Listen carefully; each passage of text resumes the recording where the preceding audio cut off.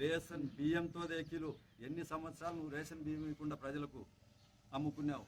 నిన్ను అడిగే నాయకులు లేడు, అడిగే ప్రజలు లేరు.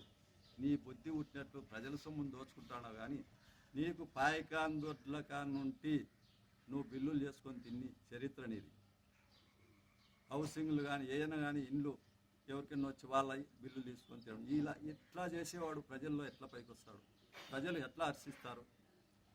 ఈ విధంగా నువ్వు చేసుకుంటూ పోతే ప్రజల్లో నామరూపాలు లేకుండా పోతావు. నువ్వేం చెప్తావు? నువ్వు ఈ పొద్దు ఎందుకంటే నావ మామూలుగా ఎందుకు ఉపయోగపడుతుంది? ఏరు దాటినంత వరకు నావ తెప్ప తగిలేసి లాస్ట్కి ఏరు దాటినాక తెప్ప తగిలేసి అన్నట్లు నీ పరిస్థితి. ఎందుకంటే మీ నాయకుడు అంటే రాజశేఖర రెడ్డి ఒకప్పుడు అన్నాడు, ఆడపిత్రుల్లోనే పబ్లిక్ మీటింగ్లో చెప్పినాడు, వీళ్ళు వెన్నుపోటు ఒడిసిన వాళ్ళు, తల్లిపాలు దాగి తల్లి రొమ్మును గుద్దేవాళ్ళు అని పబ్లిక్ మీటింగ్లో కూడా మిమ్మల్ని చెప్పడం జరిగింది. అలాంటి దగ్గరుండే వాళ్ళకు వెన్నుపోటు ఒడిసే మనస్తత్వం మీది. అలాంటి వాళ్ళు మీరు ప్రజల్లో మీ జీవితంలో ఎప్పుడు పైకి రాలేరు. మీలాంటి వాళ్ళను ప్రజలు ఎవరు హర్షించరు. ఎందుకంటే నువ్వు ఇంతవరకు చెప్పావు కదా, మా నాయకులు ఎక్కడో గద్వాల నుండి జేసీ సోర్లు వచ్చిరి, ఆటికొచ్చిరి, జూటూరుకు వచ్చి ఇట్లా వచ్చి ఎక్కడో చేరినానని చెప్తాండవే.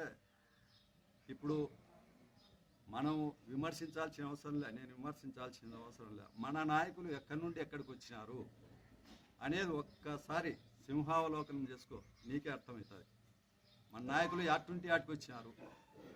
మనం ఒకరిని విమర్శించేటప్పుడు మన నాయకుల చరిత్ర కూడా మన నాయకులు అటుంటి ఆటికి వచ్చినారు అనేది కూడా ఒకసారి నేను ఎందుకంటే విమర్శించాల్సిన అవసరం లేదు. అది నువ్వే ఒక్కసారి నీ విఘ్నతకే వదిలిపెడతాను.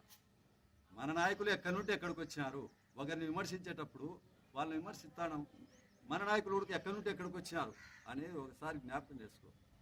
అంత తప్ప నీకు ఏమి చెప్పాల్సిన అవసరం లే. నీ ఎట్లాంటి చదువులేని మూడులకు ఇంతకన్నా చెప్పినా ఉపయోగం లేదు. అర్థం చేసుకొని ప్రజల్లో మెలిగి మంచి పేరు తెచ్చుకుంటే మంచిది. లేదా ఇట్లాంటివన్నీ చెడ్డ ప్రవర్తనతో చెడు మాటలు మాట్లాడి ప్రజల్లో ఈ హీనస్థితికి దిగజారద్దు. ఈ విధంగా నువ్వు చేస్తే రేపొద్దున ఇట్లే నువ్వు చేసుకుంటూ పోతే తగిన మూల్యం చెల్లించాల్సి వస్తుంది, తగిన బుద్ధి చెప్పాల్సి వస్తుంది. నీకు ఇంతకన్నా చెప్పాల్సిన అవసరం లేదు. ఎందుకంటే నీకు చదువు లేని మూడు, నీకు చెప్పినా అర్థం కాదు, నీకు ఆ జ్ఞానం లేదు. కాబట్టి ఇంతకన్నా ఎక్కువ